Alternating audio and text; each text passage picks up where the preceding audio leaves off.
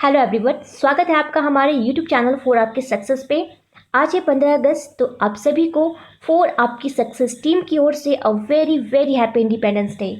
तो आज की दिन की शुरुआत करते हैं एक नई पॉजिटिव एनर्जी के साथ। तो चलिए स्टार्ट करते हैं आज की वीडियो।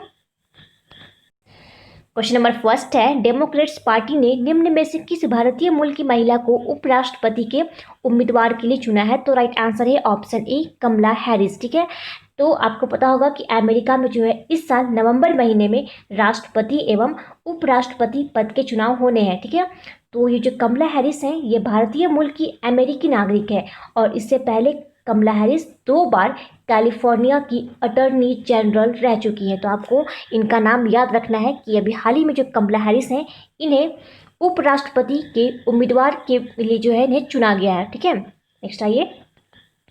क्वेश्चन नंबर 2 है, किस राज्य सरकार ने महिलाओं के कल्याण के लिए YSR चेयुता स्कीम को शुरू करने की घोषणा की है? तो इसका राइट आंसर है ऑप्शन सी, आंध्र प्रदेश। ठीक है, तो आपको बता दें कि इस योजना के तहत जो है 45 से लेकर 60 साल की 45 से लेकर 60 साल की उम्र की करीब 23 लाख महिलाओं को इसके अंतर्गत लाभ दिया जाएगा। ठीक है, और इसमें जो है राज्य की SC, ST, OBC या फिर अल्पसंख्यक समुदाय से ताल्लुक रखने वाली महिलाओं को इस योजना का फायदा मिलेगा। ठीक है, और इसके अंतर्गत जो है महिलाओं को बैंक से 75,000, ठीक है, 75,000 रुपये तक की जो है ऋण इन्हें उपलब्ध कराई जाएगी। ओके, अच्छा बात करें यहाँ पे आंध्र प्रदेश की, तो आपको याद होगा कि अभी हाल ही में आंध्र प्रदेश में है जो एक ई रक्षाबंधन कार्यक्रम की शुरुआत की गई थी और अभी हाल ही में जो है आंध्र प्रदेश की 3 कैपिटल जो है वो डिक्लेयर हुई है। ठीक है, कौन कौन सी कैपिटल है? देखिए, एक है अमरावती। ठीक है, और ये जो अमरावती है ये आंध्र प्रदेश की लेजिस्लेटिव कैपिटल है। ठीक है, सेकेंड है विशाखापट्टनम, और ये जो विशाखापट्टनम है ये आंध्र प्रदेश की जो है एडमिनिस्ट्रेटिव कैपिटल है। ओके, और थर्ड है कुर्नूल जो कि यहाँ की जुडिशियल कैपिटल घोषित की गई है। ओके, तो आपको ये तीनों जो है याद रखने हैं। ओके, नेक्स्ट आइए। क्वेश्चन नंबर 3 है, हाल ही में किस संगठन ने भारत में मानसून से सर्वाधिक प्रभावित समुदायों को सहायता देने की घोषणा की है? तो राइट आंसर है ऑप्शन बी, संयुक्त राष्ट्र ने। ठीक है, तो संयुक्त राष्ट्र ने भारत के अंदर ये मानसून से सर्वाधिक प्रभावित समुदायों को सहायता देने की इसने घोषणा करी है। ठीक है, अब बात करें संयुक्त राष्ट्र की यानी कि यूनाइटेड नेशन, तो इसकी स्थापना हुई है 24 अक्टूबर 1945 को। ठीक है, और इसीलिए जो है संयुक्त राष्ट्र जो है ये अपना स्थापना दिवस मनाता है 24 अक्टूबर को। ठीक है, और इसके जो महासचिव हैं उनका क्या नाम है? तो इनका नाम है एंटोनियो गुटेरस। ठीक है, अच्छा अभी हाल ही में जो है संयुक्त राष्ट्र में भारत की ओर से अस्थायी प्रतिनिधि कौन चुने गए थे? तो इनका नाम है TS तिरुमूर्ति। ठीक है, तो आपको ध्यान रखना है कि जो TS तिरुमूर्ति हैं ये अभी हाल ही में संयुक्त राष्ट्र में जो आपका मेन यूनाइटेड नेशन है जिसका हेडक्वार्टर आपका न्यूयॉर्क में है। ठीक है, तो न्यूयॉर्क में जो आपका संयुक्त राष्ट्र का हेडक्वार्टर है यहाँ पे TS तिरुमूर्ति को भारत की ओर से अस्थायी प्रतिनिधि चुना गया था।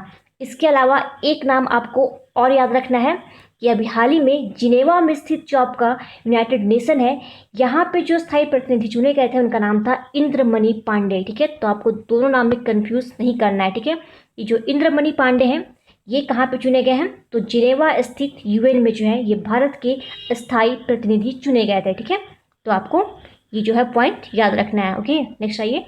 क्वेश्चन नंबर 4 है, किस राज्य सरकार ने 2 अक्टूबर से अरुणोदय योजना लागू करने की घोषणा की है? तो राइट आंसर है ऑप्शन ए, असम। ठीक है, तो असम की गवर्नमेंट ने अपने यहाँ ये अरुणोदय योजना को लागू करने की घोषणा करी है। ठीक है, तो इसमें जो है लगभग 17 लाख परिवारों को वित्तीय सहायता उपलब्ध कराई जाएगी। ठीक है, और इस योजना के तहत आवश्यक वस्तुएं खरीदने के योग्य परिवारों को 830 रुपये जो है प्रति माह दिए जाएंगे। ठीक है, और बात करें यहाँ पे आसाम की, तो यहाँ के जो CM है उनका नाम है सर्बानंद सोनोवाल। ठीक है, और यहाँ के जो गवर्नर उनका नाम है जगदीश मुखी।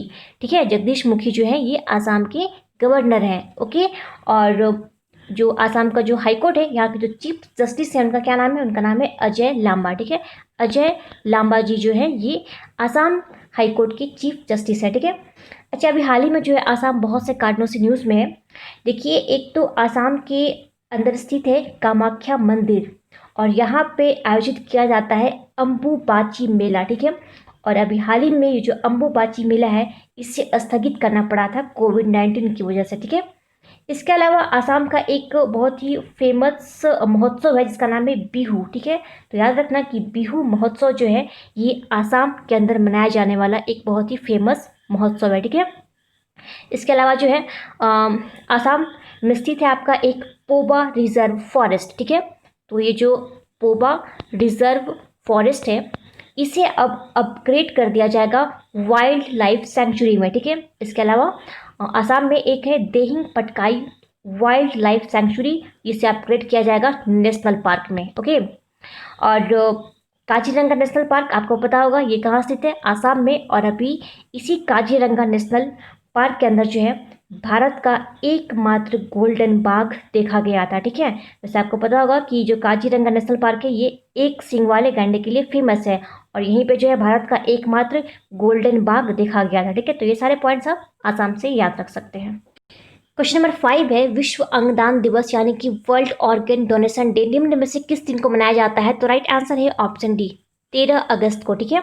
तो पूरे वर्ल्ड में अंगदान के बारे में जागरूकता फैलाने एवं इसकी महत्ता को बतलाने के लिए हम लोग जो है 13 अगस्त को ये वर्ल्ड ऑर्गन डोनेशन डे मनाते हैं, ठीक है। अच्छा, 1 अगस्त को हमने मनाया था विश्व मुस्लिम महिला अधिकार दिवस, साथ ही नेशनल माउंटेन क्लाइंबिंग डे भी मनाया था हमने 1 अगस्त को, ठीक है। इसके बाद 3 अगस्त को मनाया गया था विश्व संस्कृत दिवस, 6 अगस्त को हमने बनाया था हिरोशिमा डे और 7 अगस्त को मनाया था नेशनल हैंडलूम डे, ठीक है।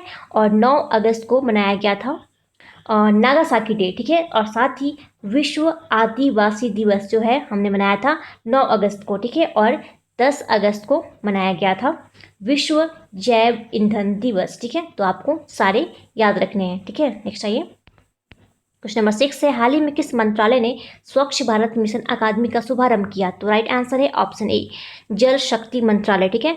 तो आपको बता दें कि हमारे जो केंद्रीय जल शक्ति मंत्री हैं जिनका नाम है गजेंद्र सिंह शेखावत, तो इन्होंने ही इस स्वच्छ भारत मिशन अकादमी का शुभारंभ किया है, ठीक है। नेक्स्ट पढ़ते हैं, क्वेश्चन नंबर 7 है अभी हाल ही में किसने फेस मास्क, पवित्र पति और एंटी माइक्रोबियल बॉडी सूट जिसका नाम है औसत तारा इसे विकसित किया। तो राइट आंसर है ऑप्शन ए डायट, ठीक है। तो आपको बता दें कि ये जो है पुणे में स्थित डाइट यानी कि defence institute of advance technology, तो इसी ने अभी हाल ही में ये फेस मास्क जिसका नाम है पवित्र पति और एंटी माइक्रोबियल बॉडी सूट जिसका नाम है औसत तारा इसे विकसित किया है, ओके। नेक्स्ट आइए, क्वेश्चन नंबर 8 है अभी हाल ही में किस देश ने एरो 2 उन्नत मिसाइल रक्षा प्रणाली का परीक्षण किया। तो इसका राइट आंसर है ऑप्शन डी इजराइल, ठीक है। तो अभी हाल ही में इजराइल ने ये एरो 2 नामक उन्नत मिसाइल रक्षा प्रणाली का इसने परीक्षण किया है, ठीक है। अब बात यहाँ पे इजराइल की, तो इसकी जो कैपिटल है वो है जेरूशलम, ठीक है। यहाँ की जो करेंसी है वो है इजरायली न्यू शेकेल और यहाँ की जो प्रधानमंत्री उनका नाम है बेंजामिन नेतन्याहू, ठीक है। अभी हाल ही में जो है भारत की एक आईटी कंपनी है टीसीएस, ठीक है। तो टीसीएस कंपनी जो है ये इजराइल की पहली डिजिटल बैंक को लॉन्च करेगी, ठीक है। और इसके साथ ही आपको एक पॉइंट याद रखना है कि इजराइल के अंदर स्थित है आपका एक टेल अवीव सड़क, ठीक है। तो अभी हाल ही में टेल अवीव सड़क का नाम बदल के टैगोर स्ट्रीट कर दिया गया था, ठीक है। तो ये पॉइंट आप इजराइल से याद रख सकते हैं। नेक्स्ट पढ़ते हैं, क्वेश्चन नंबर 9 है अभी हाल ही में किस ई कॉमर्स प्लेटफॉर्म ने इतना आसान है नामक एक विक्रेता अभियान शुरू किया है। तो राइट आंसर है ऑप्शन सी अमेजन, ठीक है। तो ये जो है अमेजन इंडिया इसने अभी हाल ही में ये इतना आसान है नामक एक विक्रेता अभियान शुरू किया है, ठीक है।